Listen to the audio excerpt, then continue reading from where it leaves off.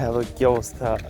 আমরা এতক্ষণ প্রায় 20 মিনিট মতো হাঁটাহাঁটি করে বাসা থেকে বের হয়ে 20 মিনিট পরে এসে অবশ্যই গন্তব্যস্থলে পৌঁছেছি। এইখান থেকে একটা নৌকা নিয়ে আমাদের সুন্দরবন যেতে হবে।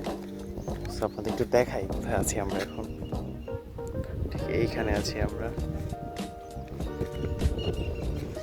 আর এই যে এই দিক থেকে আমরা হেঁটে হেঁটে এসেছি। ওই যে গাছপালা দেখা যাচ্ছে ওইখানে শেষ সীমানা, আর ওইখান থেকে এই পর্যন্ত সম্পূর্ণ খাল। তো আমরা এখন যাব সুন্দরবন। এই সাইডে নাকি আবার ইন্ডিয়া, এটা সঠিক বলতে পারবো না। সো চুলের বেশি এলোমেলো অবস্থা দেখতে খুব উইয়ার্ড লাগতেছে, বাট এখন আমরা প্রায় সুন্দরবনের কাছাকাছি, আপনাদের দেখাচ্ছি। এটা কোনো ট্যুরিস্ট স্পট না হয় খুব স্বাভাবিকভাবে এখানে কোনো নৌকা পাওয়া যাবে না। এর কারণে আমরা এখানে স্থানীয় মাঝিদের কাছ থেকে নৌকা ধার করে পরবর্তীতে সুন্দরবন ভ্রমণ করি। তো এরপরে আসলে আমরা সুন্দরবনের ভিতরের বিভিন্ন সরু খাল ধরে প্রায় 2 ঘন্টার মতো ঘুরে বেড়াই।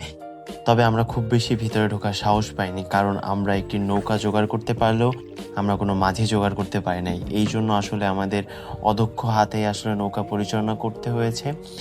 এছাড়া এখানে স্থানীয় লোকের কথা অনুযায়ী এইখানে বাঘের উপস্থিতি বেশ লক্ষণীয়, এই জন্য আর খুব বেশি সাহস করে ভিতরে ঢুকে নেই। আমরা আশেপাশে থেকে ঘোরার চেষ্টা করেছি। সো এই ছিল আজকে ছোট্ট একটি ডেমো ভিডিও। হোপফুলি সবাই কিছুটা হলেই এনজয় করতে পারছেন। খুব বেশি খারাপ হয় নাই আশা করি। তো আজকে এতটুকুই, খুব শীঘ্রই আবার দেখা হচ্ছে। ভালো থাকবেন, ভালো রাখবেন চারিপাশ।